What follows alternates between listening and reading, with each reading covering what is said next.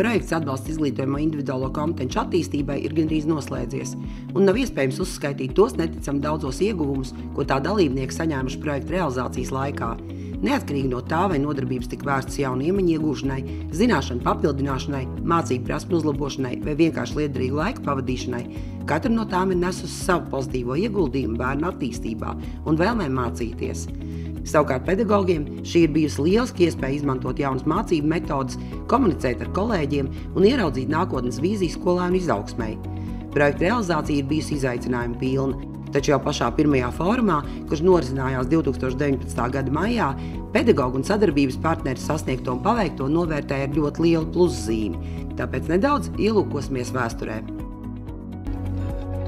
Projekts ir ļoti liels ieguvums gan bērniem, gan pedagogiem.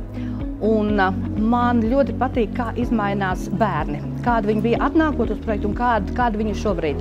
Ja runājam konkrēti par matemātiku, tad man ļoti iepriecina bērnu izaugsme. Tieši tas, kāda viņi ir kļuvuši tagad, kad 2 gadus jau viņi ir projektā.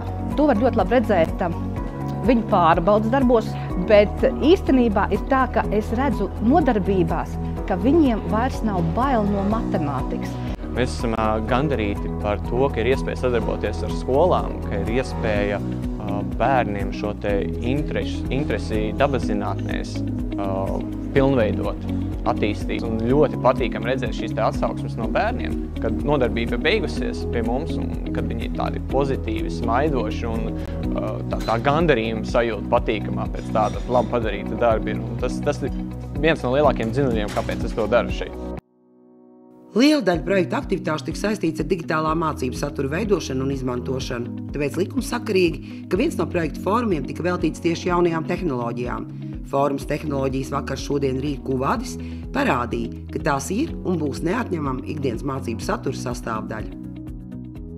Tehnoloģijas ir tā odziņa, kas bērnu aizķer, kas tā kā pateiks, es gribu to darīt, jo tur ir iesaistīta šī tehnoloģija. Tur ir, piemēram, vai nu robotika, vai nu tās ir planšets vai filmēšanas iekārts. Viņam uzreiz ir motivācija darboties, un šīs jaunās metodes īstenībā var būt arī atbalsts pedagogam, jo viņi redz, kā bērni reaģē uz šīm lietām, un viņi redz, ka viņiem ir motivācija.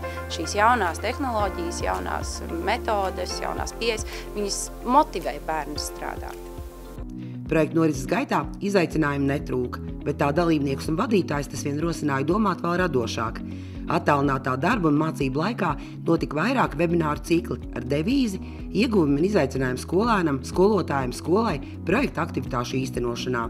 Vienā no posmiem skolotājiem tika piedāvāta iespēja apgūt daudz jaunu zināšanu, lai kopā ar sadarbības partneriem radītu idejas veiksmīgam projektu turpinājumam. Lai kopā šajā ārkārtējā situācijas laikā domāt par projekta iespējamo norisi, piesaistot profesionālus lektorus, docētājus, profesorus, tika īstenots webināru cikls ar 4 atsevišķām nodarbībām. Viena no prioritātēm bija STEM un vide, kā arī šī brīža digitālais izaicinājums rosināja mūs kā projektu koordinātors domāt par šo webināru saturu un domāt par to, lai šī projekta ietvaros skolotājiem būtu iespēja iepazīties ar jaunākām tehnoloģijām, ar jaunākiem virzieniem, ar tiem mūsdienīgiem rīkiem, kas būtu integrējami mācību procesā, lai šo mācību procesu padarītu interesantāku audzēkņiem un katrā ziņā piemērotu arī šī brīža situācijai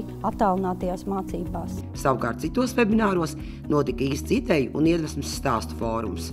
Patiesi lepojamies ar skolas sasniegtajiem rezultātiem. Skolotāji atzina, ka šāda praktiskā darbošanās parāda, ka šiem semināriem ir šī pievienotā vērtība, ka šīs zināšanas ir ļoti viegli integrējams mācību procesā, ka skolēns kļūst lietpratīgs dažādu digitālo platformu lietotājs, un ka šīs digitālās platformas nav tikai izklaide, bet sniedz arī zināšanas, kas šobrīd ir ļoti aktuāls, it īpaši attālinātā mācību procesā.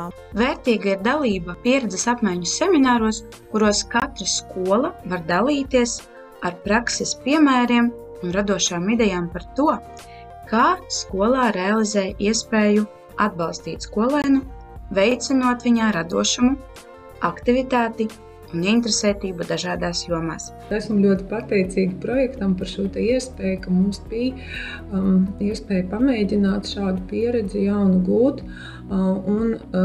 Katrā gadījumā mums ir izveidojušās dažas stratēģijas, pie kurām jau mēs varētu pieturēties, lai arī turpmāk šo atbalstu varētu labāk sniegt skolēniem. Atskatoties kopā paveikto noslēgumu webināros, kā ieguvumu uzsveram sadarbību ar izglītības iestādēm, kā rezultātā ir izstrādāts jaunas darba formas un metodiskie materiāli. Projekts ir gandrīz noslēdzies, bet šo gadu garumā iegūtā pieredze nekur nepazudīs. Jauni aizraujoši mācību materiāli, stratēģijas, sadarbības modeļi, viss darbojas lieliski. Un ir skaidrs, ka iegūtais un apgūtais noteikti turpināsies arī pēc projekta beigām. Projekts ir startējis process, kuri noteikti neapstāsies, un mēs zinām, ka tas ir process, kuru mēs paši uzturēsim. Mums ir tāda darbinieku pedagogu sadarbības kultūra, kura noteikti neļaus mums vienkārši atmest to visu. Sadarbība, atsaucība un vēlme darīt ir bijuši šī projekta veiksmes atslēga, jo tikai visiem kopā bija iespējams paveikt to, kas ir izdarīts. Mēs gribam teikt ļoti lielu paldies pirmkārt Valsts izglītības satura centra vadības grupai par šo iespēju darboties projektā. Gribam teikt paldies 30 Rīgas pašvaldības skolām par to, ka viņas ir domājušas, darījušas, ieviesušas daudzveidīgs risinājums, kas attīsta skolēna kompetences, kas liek sadarboties skolotājiem, veidot starppriekšmetu saiknes, īstenot projektu darbus un būt radošiem sadarbības partneriem ar bērnu jauniešu interešu centriem, kas var būt lieliska platforma tālākai sadarbībai un perspektīvai.